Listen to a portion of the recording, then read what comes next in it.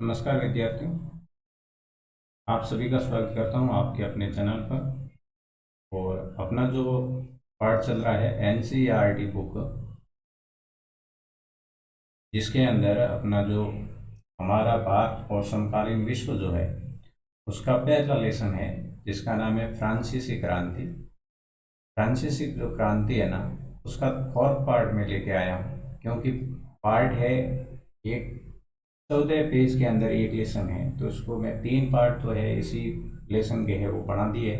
आज इसके अंदर बात करेंगे और एक पार्ट मेरे ख्याल से और बनेगा, और उसके बाद में ये लेसन अपना कंप्लीट होगा, क्योंकि मैं डिटेल के साथ में आपको समझाता हूँ कैसे क्वेश्चन आएगा और पूरी जो स्टोरी होती है वो समझाने की यहाँ पर आपसे कोशिश करता हूँ। आज जो बात करने वाले हैं वो फ्रांस में राजतंत्र का उन्मूलन और गणतंत्र की स्थापना कैसे होती है। गणतंत्र का अर्थ है वहाँ पर जो संविधान है ना, वो संविधान कैसे बनता है, वो बात अपन करेंगे इस लेसन में। फ्रांस की स्थिति आने वाले वर्षों में भी तनावपूर्ण बनी रही। यद्यपि लुई 16वें, जो कि अपन ने बात की थी, लुई 16वें की ने संविधान पर हस्ताक्षर कर दिए थे, परंतु प्रशा के राजा से उसकी गुप्त वार्ता चल रही थी। अब ये प्रशा कौन है? प्रशा एक देश है, ध्यान रखना। प्रशा क्या है? एक देश है। और इन यहाँ पर भी राजा का शासन था, तो उनसे ये गुप्त वार्ता कर रहा था लुई 16वें। फ्रांस की घटनाओं से अन्य पड़ोसी देशों के शासक भी चिंतित थे, इसलिए 1789 की गर्मियों के बाद होने वाली ऐसी घटनाओं को नियंत्रित करने के लिए इन शासकों ने सेना भेजने की योजना बना ली। लेकिन जब तक इस योजना का अमल होता, अप्रैल 1792 में नेशनल असेंबली ने किसने नेशनल असेंबली ने प्रस्ताव और ऑस्ट्रिया के विरुद्ध युद्ध की घोषणा का प्रस्ताव पारित कर दिया। प्रांतों में हजारों स्वयंसेवी सेनाएं भर्ती होने के लिए जमा होने लगे। उन्होंने इस युद्ध को यूरोपीय राज्यों में कुलीनों के विरुद्ध जनता की जंग के रूप में लिया, और उनके होठों पर देशभक्ति के जो तराने थे उनमें कवि कवि का नाम याद रखें, रोजेर दी लाइल की मार्सिले जो है ना, ये मार्सिले बहुत ही फेमस है, जिसको आपको याद रखना पड़ेगा, जो कि गीत है। जैसे कि अपने यहाँ राष्ट्र गीत है ना, वंदे मातरम, उसी प्रकार फ्रांस के अंदर मार्सिले है, मतलब वहाँ का राष्ट्रीय गीत है। ये गीत पहली बार मार्सिलेस के स्वयंसेवकों ने पेरिस की ओर कूच करते हुए गाया था। अब ये रखना है कि ये गीत है सबसे पहले कब गाया गया। तो ये गीत है सबसे पहले है मार्सिलेस के स्वयंसेवी। मार्सिलेस एक स्थान का नाम है। मार्सिलेस के जो लोग थे उन्होंने पेरिस की तरफ जो जा रहे थे, वो मार्सिलेस के लोग कहाँ जा रहे थे? पेरिस की तरफ जा रहे थे। और पेरिस की तरफ जाते वक्त उन्होंने ये गीत गाया था, और उस गीत का नाम है फिर मार्सिले पड़ गया। और ये जो मार्सिले गीत ही आगे जाकर है फ्रांस का राष्ट्रीय गीत बनता है।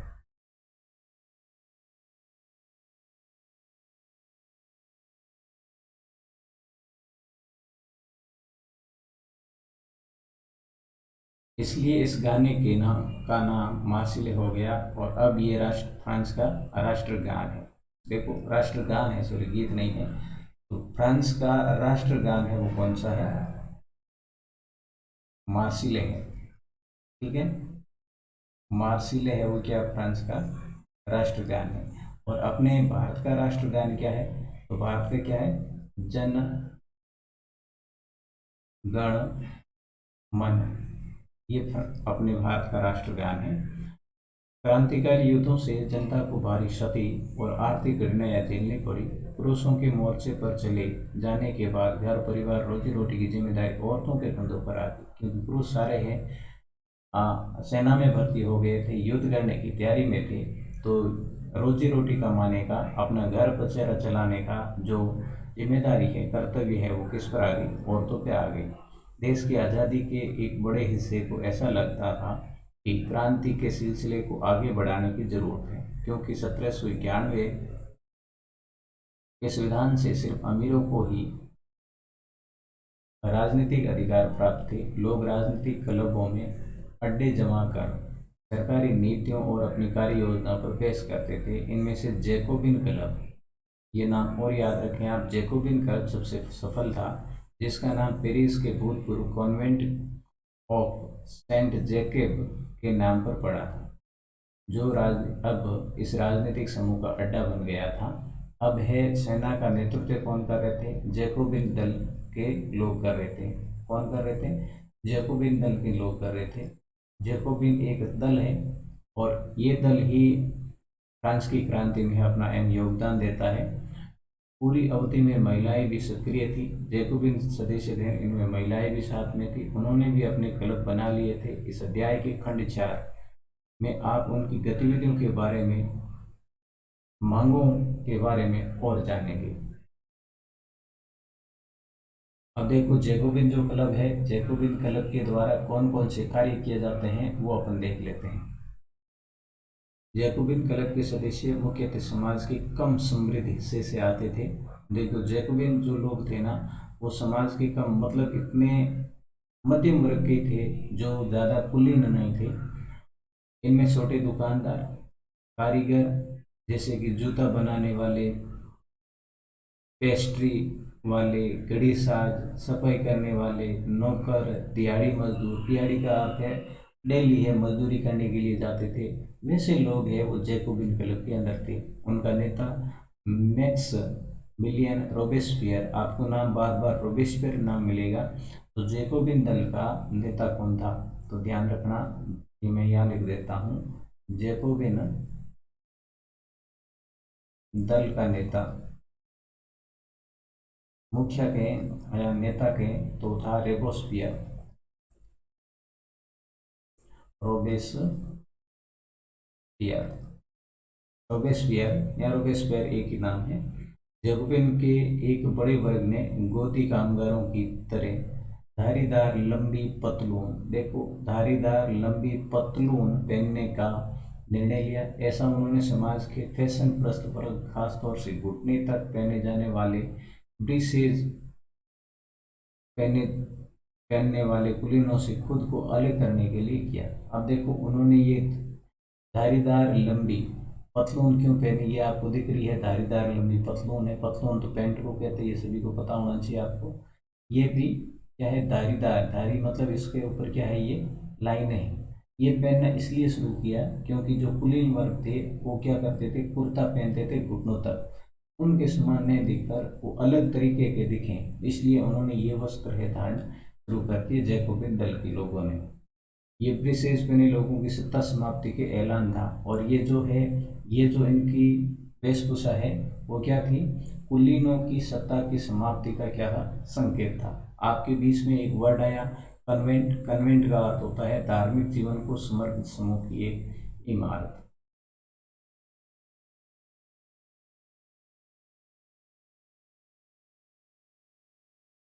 यहाँ पर आपको चित्र दिख रहा है नानी वाले का, जो कि स्वतंत्रता का प्रतीक है।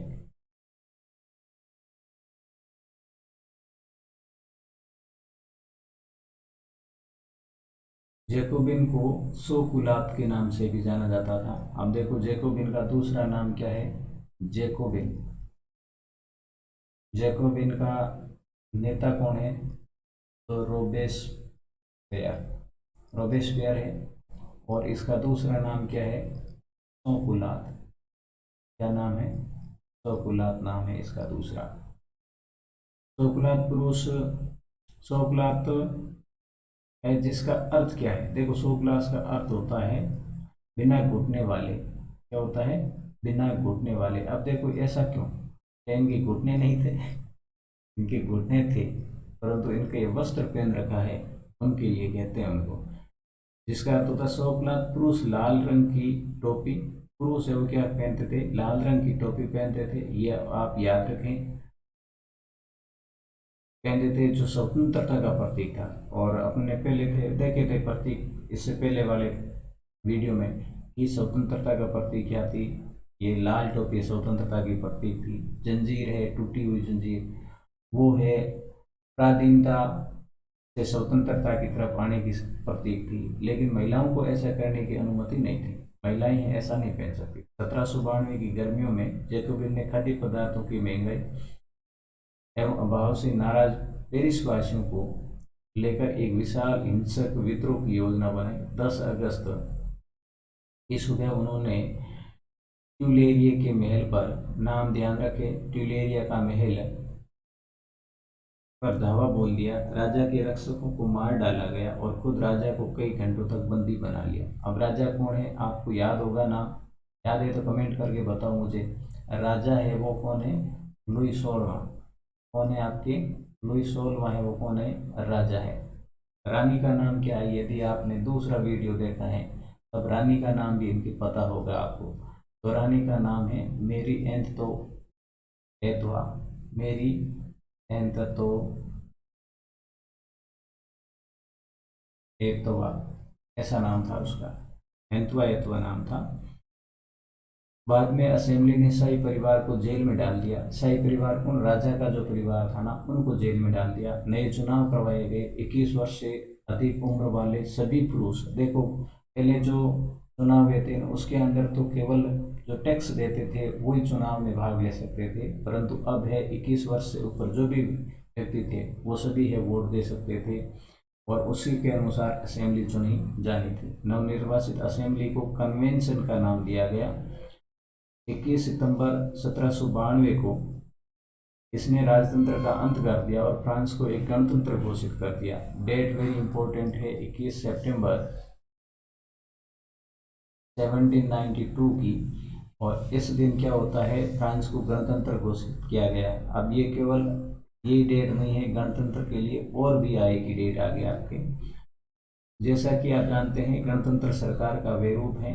गणतंत्र क्या है?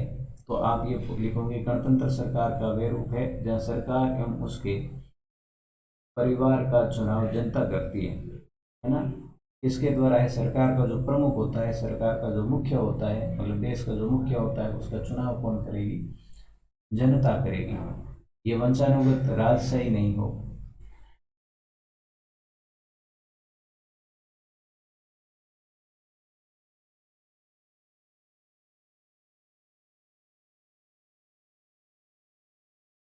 उस गणतंत्र देशों के बारे में जानकारी प्राप्त करने की कोशिश करें। ये देखेंगे कब और कैसे गणतंत्र हुए। मैं सबसे पहले अपने भारत की बात कर लेता हूँ। भारत है वो गणतंत्र कब हुआ? देखो भारत गणतंत्र अलग है, स्वतंत्र अलग है। गणतंत्र कब हुआ है और स्वतंत्र कब हुआ है, तो दोनों डेटे अलग है। गणतंत्र है अपना 26 जनवरी 1950 को होता है। स्वतंत्र है 15 अगस्त 1947 को होता है। लुई 16वें को न्यायालय द्वारा देशद्रोह के आरोप में मौत की सजा सुनाई गई। अब लुई 16वें कौन है? ये राजा है फ्रांस का। इस पर राजद्रोह का दोष चला और 21 जनवरी 1793 को प्लेस डी लो कॉन्वे कोर्ट में उसे सार्वजनिक रूप से फांसी दे दी गई। अब ध्यान दो, लुई 16वें को फांसी कब दी है? तो मैं यहाँ अलग से लिख रहा हूँ। फांसी दी गई है 21 जनवरी 1793 को। और कहाँ दी गई? प्लेस डी लो कॉनकॉर्ड के स्थान पर। सार्वजनिक अर्थात सभी लोगों के सामने उन्हें फांसी दे दी गई। जब जल्द ही रानी मेरी एंतोइनेट का भी वही हश्र हुआ अर्थात उन्हें भी मार डाला गया, उन्हें भी फांसी दे दी गई। किसको? रानी एंतोइनेट को। ये डेट आप याद रखोगे।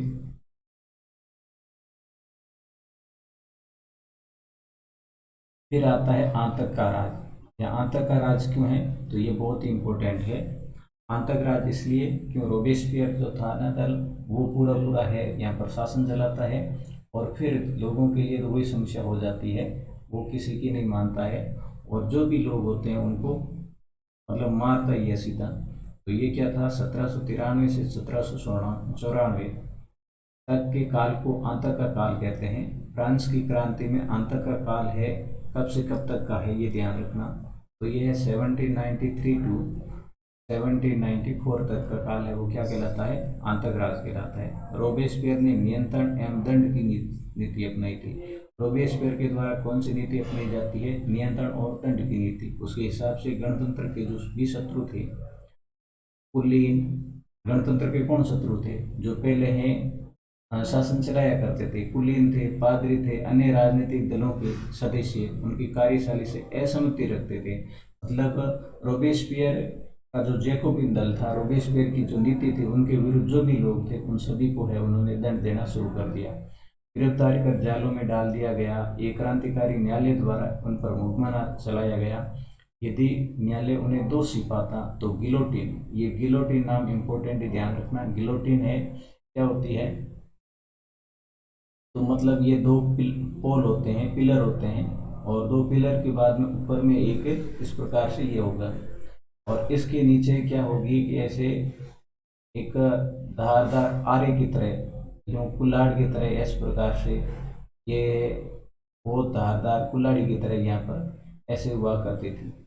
और फिर क्या था, यहाँ पर है व्यक्ति को एक हाथ इधर से एक हाथ इधर से बांध दिया जाता था और सिर यहाँ लटका दिया जाता था, मतलब बांध दिया जाता था हाथ को, और फिर ये जो मशीन है नीचे आती और सिर को अलग कर देती, मतलब फांसी की तरह मारा जाता था गिलोटिन में। पर चढ़ाकर उस पर सिर कलम कर दिया जाता था। कलम करने का अर्थ है सिर धड़ से अलग कर दिया जाता था। गिलोटिन दो खंभों के बीच लटकने वाली लटकते आरे वाली मशीन थी जिस पर रखकर अपराधी का सिर धड़ से अलग कर दिया जाता था। इस मशीन का नाम आविष्कार डॉक्टर गिलोटिन के नाम से पड़ा। अब रोबेस्पियर सरकार ने कानून बनाकर मजदूरी एवं कीमतों को अधिकतम सीमा तक तय कर दी। गोश्त और पावरोटी की राशनिंग कर दी गई। किसानों को अपना अनाज शहरों में ले जाकर सरकार द्वारा तय कीमत पर बेचने के लिए बाध्य किया गया। किसान है ना, उनको भी सरकार ने, मतलब रोबेस्पियर ने जो तय कर दिया, उनके तय किए रेट पर ही बेचना पड़ा था। मतलब रोबेस्पियर भी ऐसा ही था जो इस प्रकार से राजा है। अभी तक किसानों का जो शोषण है वो बंद नहीं हुआ, ये ध्यान रखना। सफ़ेद आटे के इस्तेमाल पर रोक लगा दी गई। सभी नागरिकों के लिए साबुत गेहूं से बनी लौसा, क्या साबुत गेहूं से बनी और बराबरी का प्रतीक माने जाने वाली समता रोटी खाना अनिवार्य कर दिया गया। गेहूं को पीसोगे नहीं, आटे से रोटी नहीं बनाओगे, गेहूं से सीधी रोटी बनाओ और उन्हीं को ही आप खाओ, अनिवार्य कर दिया गया। बोलचाल और संबोधन में भी बराबरी का आचार व्यवहार लागू करने की कोशिश की गई। मतलब कोई बड़ा नहीं है, सभी एक समान है, इस प्रकार का व्यवहार है वो शुरू किया गया।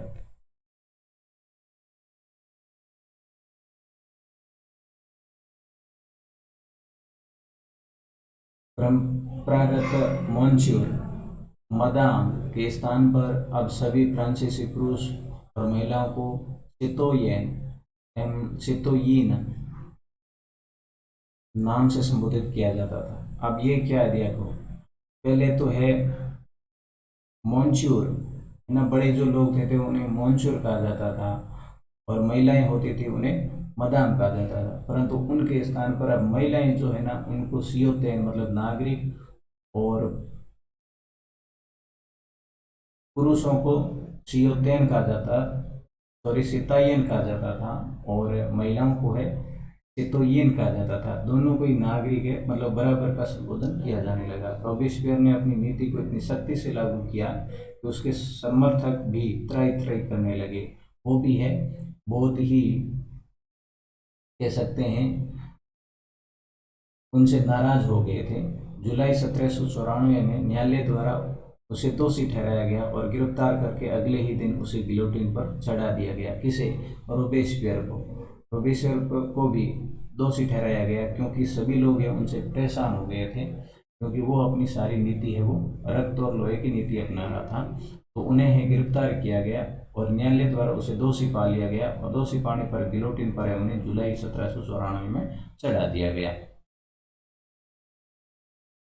मतलब आतंक राज का अब अंत हो जाता है। और उसके बाद में यहाँ आपको ये क्या देखने को मिल रहा है, बड़ा ही शानदार फोटो है। ये जो फोटो है, क्रांतिकारी सरकार ने अनेक प्रकार की जनता की वफादारी हासिल करनी चाहिए, उनमें से एक प्रकार के उत्सवों का आयोजन था। ये एक उत्सव है, उसका आयोजन है वो किया गया था। इसके बाद में डायरेक्टरी शासित फ्रांस है, क्योंकि अपने आतंक राज पढ़ लिया। ये जो डायरेक्टरी शासित फ्रांस है उसको अलग पार्ट में मैं लेके आऊँगा।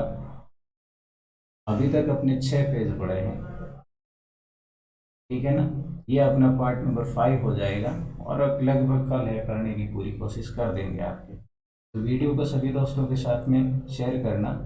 अब आपके लिए स्पेशल व्हाट्सएप ग्रुप बनाया हुआ है स्टूडेंट के लिए, ठीक है ना। तो आप उस ग्रुप से जुड़ जाएं, वहाँ पर मॉडल पेपर और सारी ये जो क्लासेज है वहाँ मैं डालता रहूँगा, जिसका लिंक है नीचे डिस्क्रिप्शन के अंदर दे रखा है। फिर मिलेंगे अगले वीडियो में, तब तक के लिए जय हिंद, वंदे मातरम।